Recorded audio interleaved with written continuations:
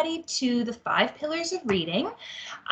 Today we're going to focus on phonological and phonemic awareness. This is part 1 of 4, and I'm here with my team today. So I am here with Michael Pasick and Brandy Clark. So welcome everyone for coming. I'd like to start with a prayer. In the name of the Father, Son, Holy Spirit, Amen. Lord, as we plan and share together now, may you guide us by your Holy Spirit and lead us into all truth. Lord, as we participate in this professional development session, we place ourselves before you, for you are filled with the beauty and light and care deeply about us. May your Spirit guide us. May your grace abound in us. Amen. In the name of the Father, Son, Holy Spirit, Amen. And I'd like to acknowledge that we are on the traditional land of Treaty 6 territory on a beautiful Tuesday afternoon. So the plan today is to share with you what we really truly need to understand as educators about reading acquisition and how students learn to read. And then we're going to dive into the 5 pillars of reading and what those all are. But then today's focus will be around phonological and phonemic awareness. So that will be the real deep dive that we're going to do today. We'll share a scope and sequence with you, which I think is so important when we're understanding our learners on that continuum. Then we'll share some assessment information for you. And then we're going to give you some tips and ideas for some practicality, some practical tips for how you bring this to life in your classroom. So what do we really need to know and understand about reading acquisition? So there has been a large amount of research in terms of how people learn to read. And I would say the most robust research has led to this simple view of reading. And that is students need 2 things in place to have solid reading comprehension. They need decoding and they need language comprehension. So decoding would include things like concepts of print, understanding of phonological awareness and phonemic awareness, phonics, morphology, and orthographic mapping. Today, the focus of our session is going to be on that phonological phonemic awareness piece. And the next session we run, and I'll give you those dates, is going to focus on phonics, morphology, and that orthographic mapping. So there's lots of layers to decoding, right? With language comprehension, that's the background and topical knowledge that we need students to have in place. Vocabulary, so do they have the words and understand what those words mean? Do they understand grammar and syntax? And then those comprehension skills like making inferences, right? So they need to have both of those pieces in place to have reading comprehension happen. Now, there's a video that I have that I wanted to share with you. And maybe you could just put in the chat if you can hear the sound, but it just sort of is a wonderful educator that has expertise in reading, and she's sharing really that simple view of reading. So it's 4 minutes or so, that's all I'm sharing, and so let's take a look at that now. Sorry for the commercial. There's always commercials here. People with ADHD save 10 hours studying with this Chrome extension. But no, by all means, go ahead. I give lots of workshops all over the country, and I give them on all different aspects of struggling reading. And I start every single workshop with the same introduction, and it's called The Simple View of Reading. It's research that is the most important research, in my opinion, that's ever been done on reading, because it clarifies very clearly what good readers do well and what those who don't read so well struggle with. And the simple view of reading is research that was first done in 1990. It was proposed in 1986, and it's been replicated hundreds of times since then. People have tried to disprove it, and they've tried to prove it. They can only prove it. They cannot disprove the simple view of reading. And what it says simply is that reading is made of 2 components: decoding and language comprehension. In order to be strong at reading comprehension, you got to be strong at decoding, and you got to have background knowledge and understand the words that you're reading. If you are the most brilliant person in the world and you understand physics and you can draw pictures and you can't decode the words, you can't achieve reading comprehension. You only have language comprehension. Decoding is also a critical skill. You must be able to read the words accurately. I work in Africa sometimes, helping develop programs for languages that children in rural Africa speak. They are languages I don't speak. Fulfulde, Kanuri, Wolof, Bular. They have what's called a transparent orthography. That means one letter always spells the same sound, not like English where one letter can spell a number of sounds. I can decode those languages perfectly. You tell me that a C spells ch, and I can read any word because the vowel A always spells ah. The vowel O always spells O. So I can read cho. I don't have a clue what those words say. I don't know one word in Wolof, but I can read a whole page. I can decode a whole page. So I've got decoding, but I don't have any language. I can't get to reading comprehension. So the simple view of reading tells us two things. We have to be strong in decoding, and we have to have strong language knowledge. We have to know something that helps us know what the words are. Researchers all know about the simple view of reading. Teachers don't know about it. And it's the most important thing that teachers, if they would understand that students must be strong decoders, that means you don't guess your way through material. You can decode unfamiliar words. It means that you know what you're reading about. They would understand then that if you have a tier 2 student, meaning that student has a little bit of reading problem, not a severe reading problem, they would not say all tier 2 students go into the same program. Whoa, you're a tier 2 student and you're in 3rd grade. We're going to put you in Read Naturally. Read Naturally is right for some students, but we don't know because all we have is that they're a tier 2 student, meaning they're behind in reading comprehension.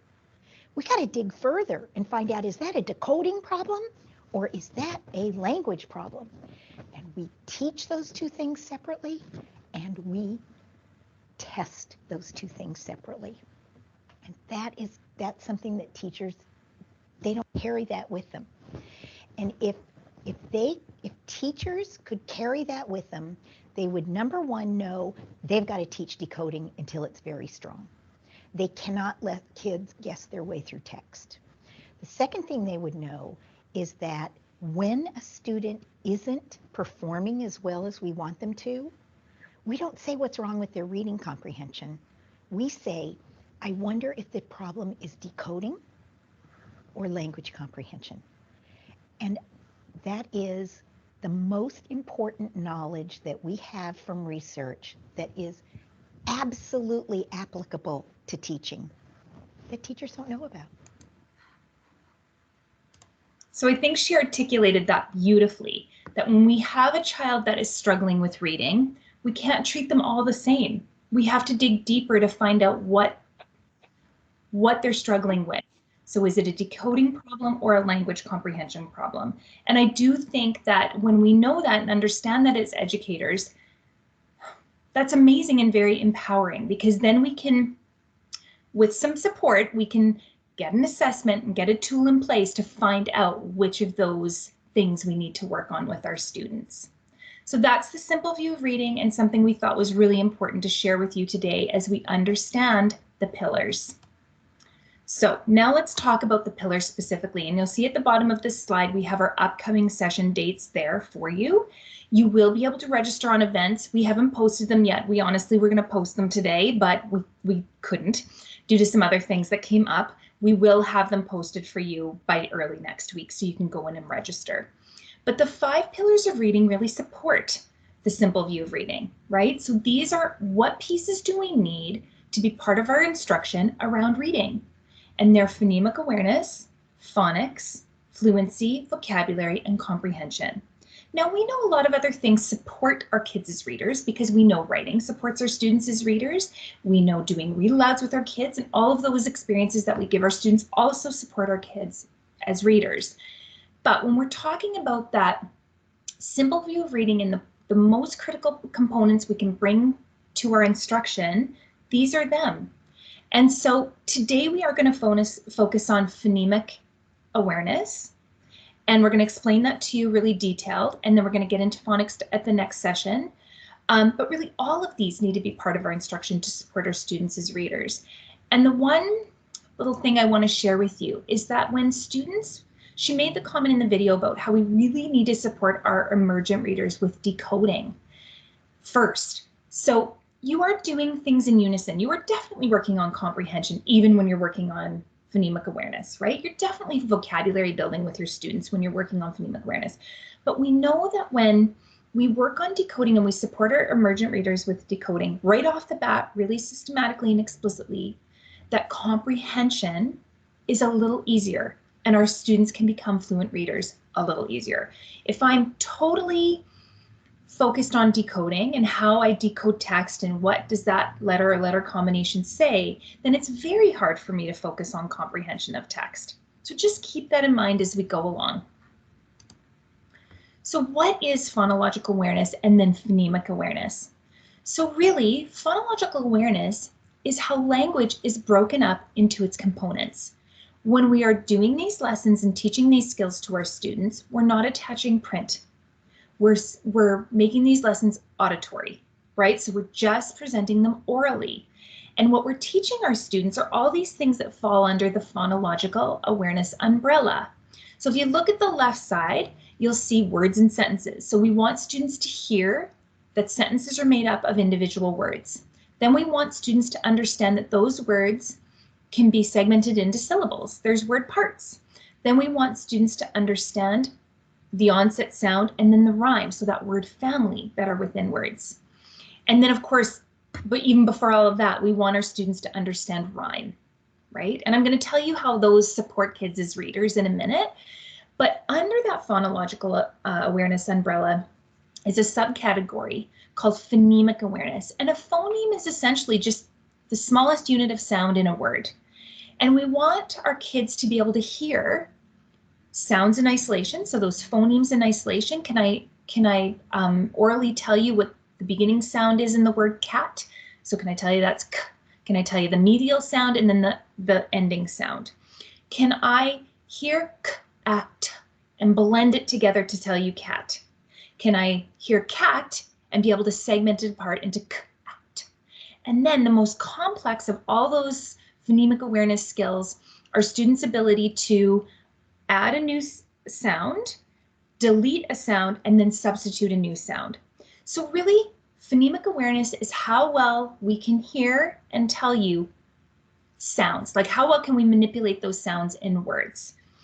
And what's important to note about this instruction is that it needs to be done orally because our brains are not hardwired for speech, or they are hardwired for speech, not print.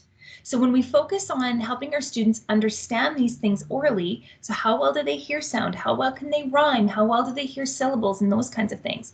When we attach print, it's much more meaningful for our students. So that's powerful. So it's also too important to understand these skills on a continuum. So the less complex, think about it that the least complex activities are in bigger units. So we understand rhyme when we hear it, then we understand words, and then we understand parts of words, and then we build to that phonemic awareness. So hearing those individual sounds and being able to blend them and segment them and manipulate them. So it is good, I think, to understand these skills on a continuum, because often when we're teaching students to read, we just go directly to print and have kids sound out, even though they might not be able to rhyme yet, or they might not understand words are made up of word parts. And so there's some instruction that needs to happen before we get into manipulating those phonemes. Now, how do these skills in phonological awareness really support reading? right? And there's a great chart to illustrate this that was put together by David Kilpatrick, who's an expert on reading. And he talks about how when kids have those early skills, so rhyming, syllables, understanding first sounds of words, that really does help them transfer to understanding letters and then of course that corresponding sound. So when we attach the print and they have those initial phonological awareness skills in place, that's that much easier for them. As they build, so now we're getting into the blending and segmenting piece, that second part on the visual here, the graphic, that helps them to decode. So now they're using their awareness of phonemes to blend them together and decode words. Okay, now they might have to sound out those words. So they might have to go cat, oh cat, but they're still using that understanding of phonemes to decode. Now, when we get into those advanced phonemic awareness skills, so that's where kids can manipulate and really isolate and delete those phonemes, that helps them decode more automatically. So we really do want to build in that automaticity for kids. We want them to be able to look at a word and be able to decode it. So you've probably had students like this where they start to know their phonemes quite well, and then when you've attached print and they're looking at print now, and they sound out every word they see. So before they read, and this is, of course, would be some of our either very emergent readers or some of our struggling readers, and they sound out every sound. And we want to get them past that, right? And that happens when we get into those advanced phonemic awareness skills. Now, this is sort of how it looks like on a grade continuum. So when are kids working on these skills, right? Now, of course, we know that this is a guideline, and sometimes kids attain skills quicker and sometimes it takes them a little longer. But in general, this is a good timeline for you to think about. Before students ever come to school, and then beginning of kindergarten, and I would say even mid and to end of kindergarten, we're working on rhyming, identifying words and sentences, syllables and word parts, and then of course those word families. As we move into grade 1, we're looking at that. And even in kindergarten, you're doing this orally, where you're having the kids blend and segment words, right? But you're doing this for sure in grade 1 as well. And then as kids get in through grade 1 and then into grade 2 and up, they're looking at manipulating those individual phonemes.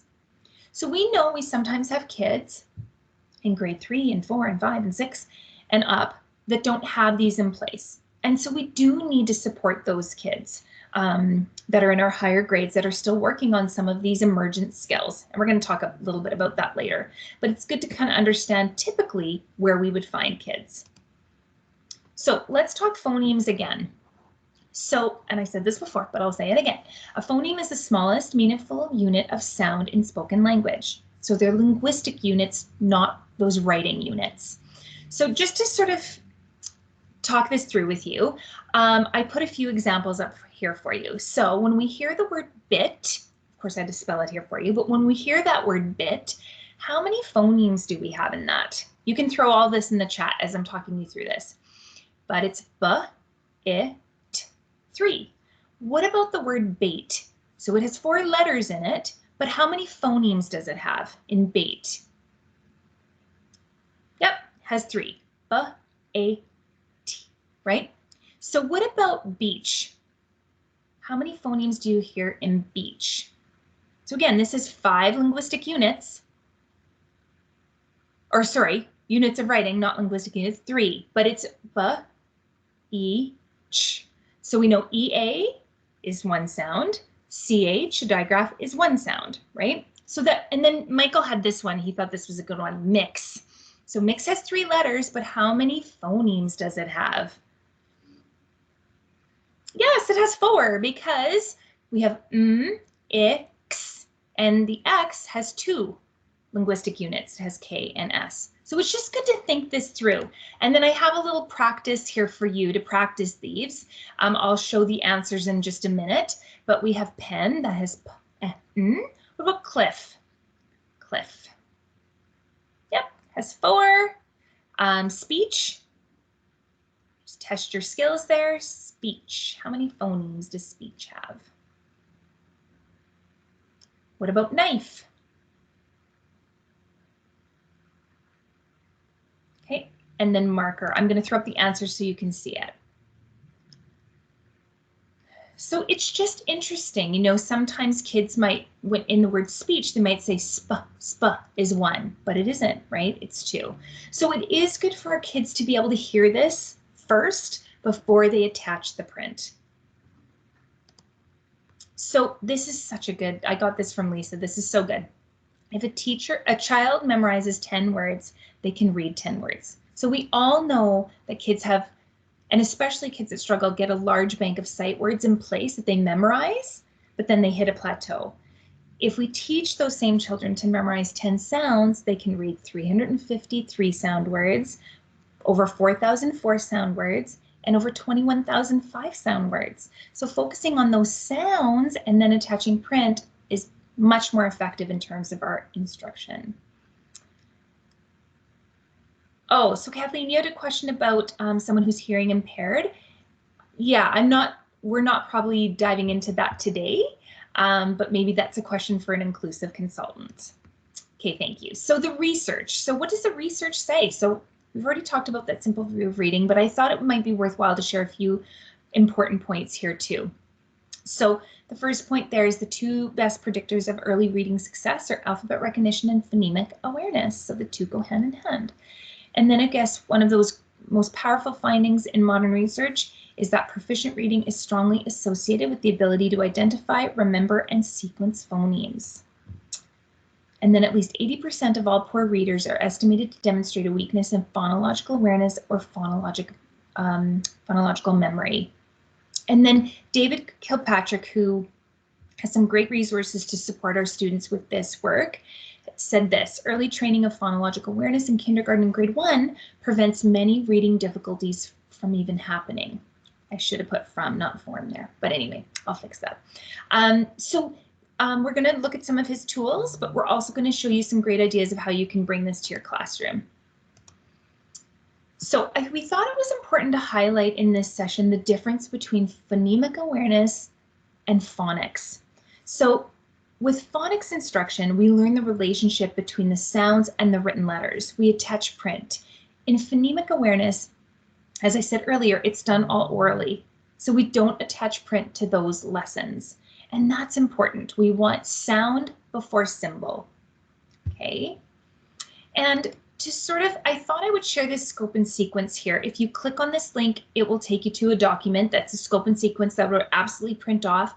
And if you've been in any of the sessions that we've run already this year, we've shared this. But it really just gives you sort of a continuum of these skills. So starting with those pre-print, you know, those pre-alphabetic principles around phonological and phonemic awareness that we're going to talk about today. And then it gets into sort of that letter ID and naming. And then it gets into, you know, consonants, short vowels, blends, digraphs on a scope and sequence. And this is geared sort of for the K to 3 student, but we know we have kids in grade 5 and grade 6 that still don't have some of this information or knowledge. So when we look at it on a scope and sequence and we know where they're at, then we know what they need to have in place to go forward. So that's here for you, and I would highly recommend you print that so you understand the scope and sequence of these skills. And really the scope and sequence around letters and digraphs and things like that is all connected to how often they're presented in text. So how frequently do kids come encounter with these letters and sounds? Okay, so assessment. How do we find out really where our students are at? I think we need to start with where should they be? So if I teach grade 4, what would I typically expect to find with my grade 5 reader, right? And so last year, as a lot of you know, we put together this reading continuum, and there's a link to it here. And when you click on it here, I'm just going to show you, because I want to show you where that continuum is in its entirety, because we've broken it up on the continuum just so you can see it broken down by grade. But when you click on this and you click on the continuum under this word behaviors, if I click here, then I can see the whole continuum. And what I would do is I would print the continuum for myself just along with that scope and sequence, and I would have it there for me in my instruction. Okay, and I think it prints on 11 by 17, so it's quite large. And but I would have this with me because it has all the behaviors that kids need in place before they go on to that next level. So if I teach grade 5 and I look at my readers and I notice that I have a couple of students still working on early reading behaviors, then I know what they sort of need to have in place to get them moving up that continuum, right? To just solely focus on those advanced behaviors or those advanced phonics skills isn't going to necessarily help them. They have some gaps there that they need some support with. So I would definitely print that for your records just so you have it. And then screeners. And of course, the grade 2 and 3 teachers have been really working on this the last couple of weeks, but these are also great screeners to be able to have an idea of our students' reading skills. So the lens, which is geared towards our K through 2 students, but of course you could use this with kids in higher grades that you see struggling, is just naming letters and letter combinations, and then can those students identify the sound that corresponds with those letters.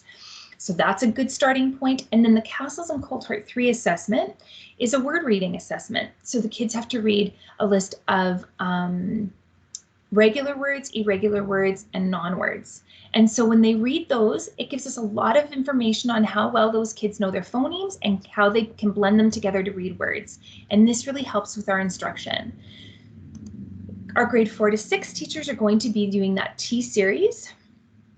So that test of silent word reading fluency, the test of word reading efficiency, and the test of silent reading efficiency and comprehension.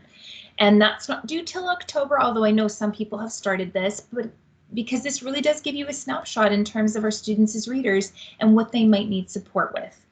Now, if you want more information, you haven't had the chance to look at this yet, you can click here and it will take you to a slide deck and our SharePoint site that has materials on that. Or of course, you can reach out to your consultant for questions.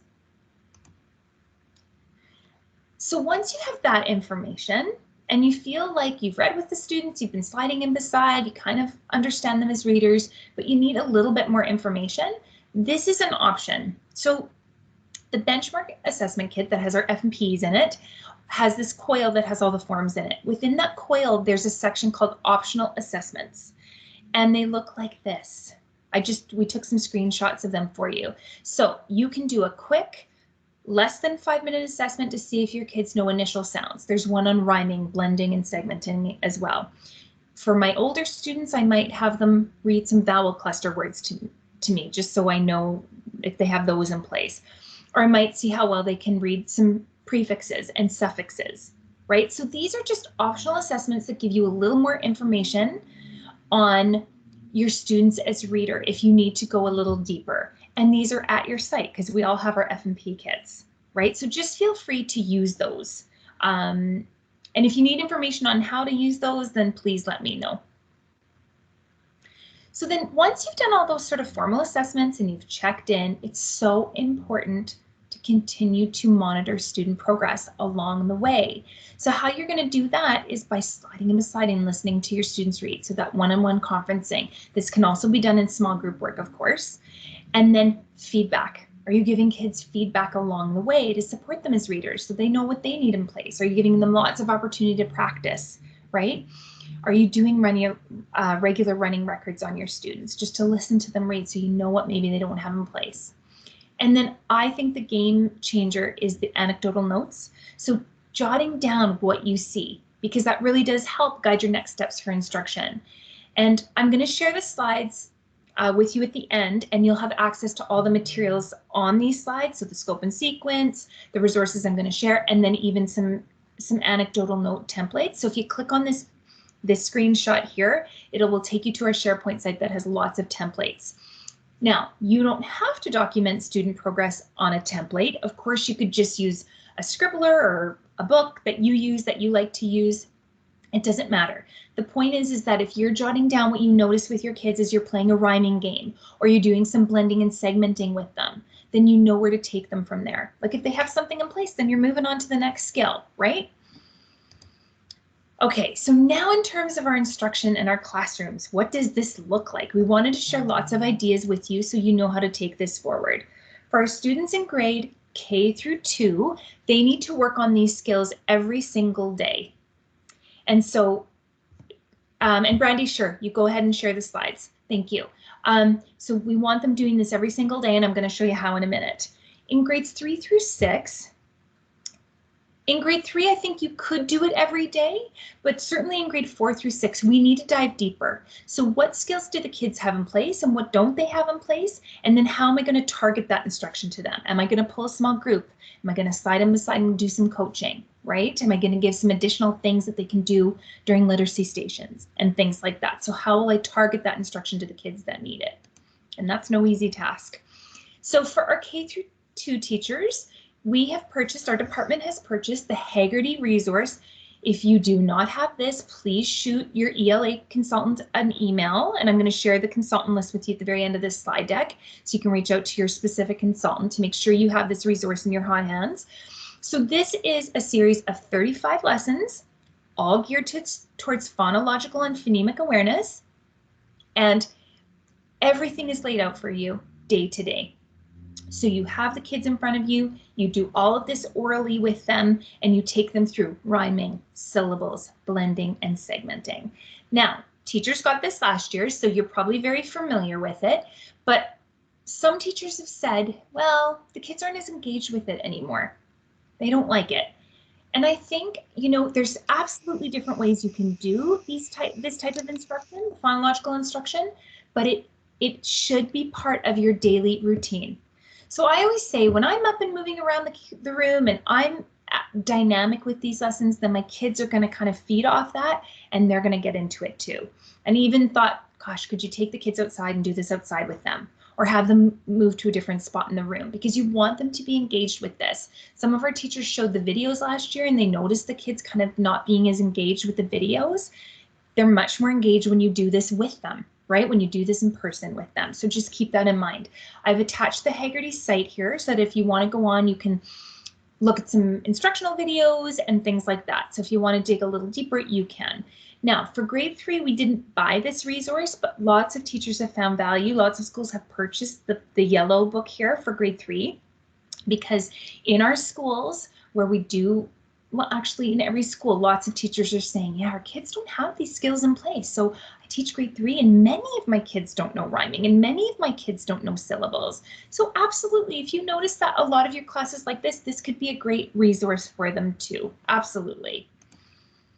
So another instructional tool that could be very, very valuable for you to teach phonological awareness is sound walls. So traditional word walls are organized by letters of the alphabet. So we put up the letters of the alphabet and underneath that we put words. And the goal is to refer to a word wall very frequently. The goal is to, when you're introducing words, you make sure that you have you have a pattern. So maybe it's the different forms of to, T-O-O, T-O, T-W-O, and you put those up and you talk about them. Or maybe you're looking at TH words, so you put those up and you talk about them. And the point is you want to get kids engaged with those words because you want those words to be non-negotiable words that the kids spell correctly now when they're writing. Sound walls, on the other hand, focuses on teaching the kids the 44 phonemes in English language.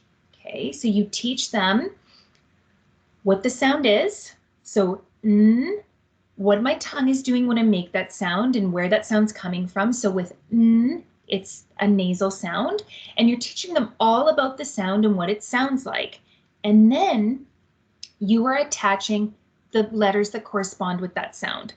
So if I'm talking about and that's what I'm teaching to students, once I teach them how that sound is made and how they would hear it in words, and I'm doing all of that oral instruction around the sound, then I tell them that that sound is represented by different letters. So it's represented by N, but it's also represented by GN and KN. And if you look at these pictures, you can see how many, like how different sounds have many visual representations, right? And so I think, like, look at, so it's just good to know that. So the research really is strong that this instruction with our emergent readers is very, very powerful, more so than a word wall, right? Because the kids are learning that speech. They need to have that speech solidified in their minds before they can really make meaning of that print. So there's a consonant wall, as you see in the top picture, and a vowel wall. But look at how many letters are represented by our different vowel sounds. Super awesome. So I think this is, if I taught KN1, I would absolutely 100% be doing this. I might find in upper grades, where kids need this work, especially with our vowel sounds. We find many kids in upper elementary still struggle with those vowel sounds. I might do this in a different way. Like I might not have a big wall that I'm devoting to it every day, right? So if you want more information, you're interested about this, I've attached a couple of really good articles on the bottom of this slide that I would highly recommend you go in and have a look at. So the next few videos are some videos on some ideas for how you can do this with your kids. Okay, so how can you practice segmenting, blending ideas, syllable work, that's a really funny one, just it's a quintessential kinder teacher, but super cute, and then rhyming. And they're just really quick little videos that will just give you some examples of this in a classroom setting. So this rhyming one is a teacher who holds up a visual, and the kids in small groups have to find the picture of something that rhymes. So we have key and bee, and the kids are working together with their peers to find the rhyming word, right? And it's all done through pictures, and that's phonological awareness. So those are there for you to watch at your leisure. And then some helpful tools that will also help you with the instruction of this is over here you see this cat, and this is Melkonen box. And if you click on this visual here, I've linked you to some Melkonen boxes that I made that you could use with your student. You could print one of those off for every student and you could work on that. When we're working on phonological awareness, you're not using letter tiles to move in there. So if the kids are listening for the phonemes they hear in the word cat, they're going to slide up one of those bingo chips for every sound they hear. So sliding up one bingo chip for k, one for a, one for t. Okay, so there's lots of awesome stuff you can do with Melkonen boxes no matter what grade you teach. Okay, another cool tool is maybe having some beads on a string. I would do this in small group. I would not do this in whole class because the kids will get out of control with those beads, right? So, but a small group, kids love engaging tools like this. Same with the little visual below, where we have, again, some boxes. The kids have cars and they are listening for the phonemes in the different words. And you're sliding that car along. So you're going k, act, as you slide the car along that little road. And then up on the top of that picture, you see these little mini slinkies. And same thing, if we're teaching kids to blend and segment phonemes, blend, segment, I always reverse that, you can do it with a slinky. And these little plastic slinkies, oh my gosh, I gave out a ton of these probably like 3 years ago because I did a little workshop and teachers loved this and wanted to do this with their small groups. So if we think about segmenting cat, if I had a little slinky, I'd go k, act. And it just helps put a little visual to the skill that they're working on. And you get these at the dollar store and they come in like a pack of about 8. And they're like, I think they're for tote bags for birthday parties. Like you might put in a little tote bag, a little slinky. And so they're there. But anyway, so I found them for cheap and teachers did love them. So that can also be a tool you go and get and bring into your small group instruction or something like that. So that was sort of a focus on our K through 3, K through 2 learners. But what about if you teach grades 4, 5, and 6 and the kids don't have those skills in place? And you can tell just by listening to them read, right? So when working with those students, we need to dig deeper and find out what they don't have in place. Okay, so I would say if you have kids and you teach upper and you need more information, I would do, and you don't do the lens because that's not a required assessment, I would do the lens on them. So what letter and letter combination and corresponding sounds do they not have in place? And that would be where I would start my instruction. Now, once you know that and you have that data on them, then you can target the instruction. Now, what are some resources to support you with that? I see your questions coming in. I'll totally address them after. And if Michael and Brandy can answer that, feel free to throw that in the chat. So there's a couple of good resources. I know some schools have this. This is David Kilpatrick, this Equip for Reading Success here. That's a resource that it is such a good program. Lisa and Teresa are reading consultants, absolutely love this, and Lisa's using this with 2 students right now. And some schools have purchased this. Brandy was going to find the link and throw it into our chat for this Equip for Reading Success if this is something you'd want to look into and get your school to buy. But really, it is a very comprehensive program teaching students phonemic awareness skills and phonics, right? So they can decode. Within that resource are these 1-minute drills. And I was talking to a principal the other day who's using these in our 4 to 6 classes, and the students are growing. They are developing those skills, and they're just 1 minute. Okay, so, and there's also an assessment in there. So you could give your students assessment, find out exactly what they need to work on, and there's some good lessons in there for you. Okay, another great site or program is this West Virginia Phonics, and I want to show it to you. It's that good, and it's free. It's on the Tools for Reading site. The Tools for Reading site I did share with you already. It's where I got the sound wall materials. So this is an awesome site, and within this site, they have posted these West Virginia, pardon me, phonics lessons. So after you've done assessment and you know exactly what your kids need to work on, you can come to these lessons. These are so good. So now you don't have to have kids in upper for this. You could definitely do this with younger kids. This is another option for you to teach these skills to your students. But let's say if I'm thinking about my upper elementary, sometimes they don't have these vowel clusters in place. They don't have this knowledge, right? And I now know that because I've done the lens and I know where they're at. I could click on this and it gives me 2 weeks worth of lessons to work on with them. And I think that's powerful. So it'll take a minute to load, but that's okay. We're still on good time here. They have a warm-up activity. They have some work around that phonological awareness piece, so that oral piece before we're touching print, and then they get into the phonics lesson. And they give you everything you need from the visual that corresponds to those letters, okay, to words that have that sound in them, to word reading and blending routines, word work, and then you do a few of these lessons, and I'm going to scroll down here for you because they also have decodable text.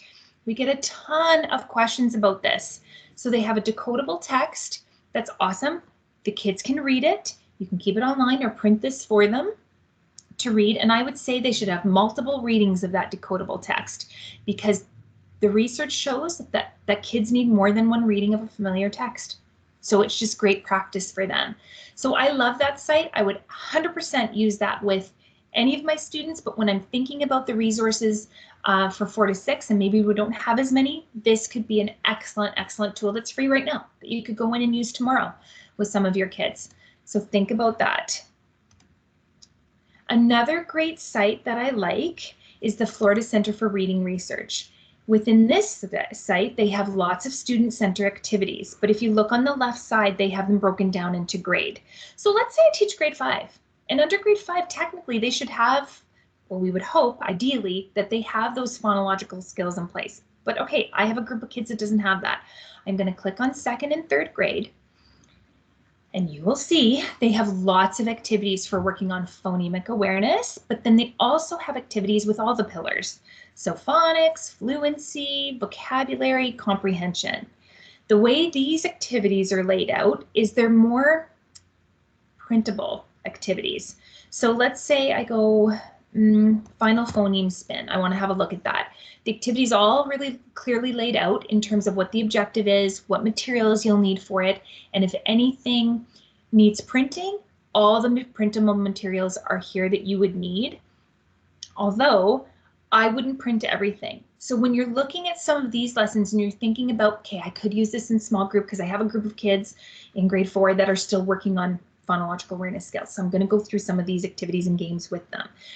I noticed when I was doing these a few years ago, I'm like, you know what? I don't need to print all this. I'm going to have them use their scribbler to create this little graphic. Or I have some already, I have some picture cards. I'm just going to use those. So I don't think you need to necessarily print everything you see here, but in terms of what the activity is and what we need to do with our students, you can use this as a great, great, great guideline with some very, very effective lessons, really grounded in that science of reading. Okay, so that's the end of the formal presentation. Thank you so much for joining us. There's each of our emails here that you can reach out to us for any support you need. And then I've also attached the link here to the consultant team list. So if you're still not sure who your consultant is, then this is the way you're going to access us. You're going to go on that team list, find out who your consultant is, and send us an email. So I'm going to stop recording now, and then I want to open it up to questions.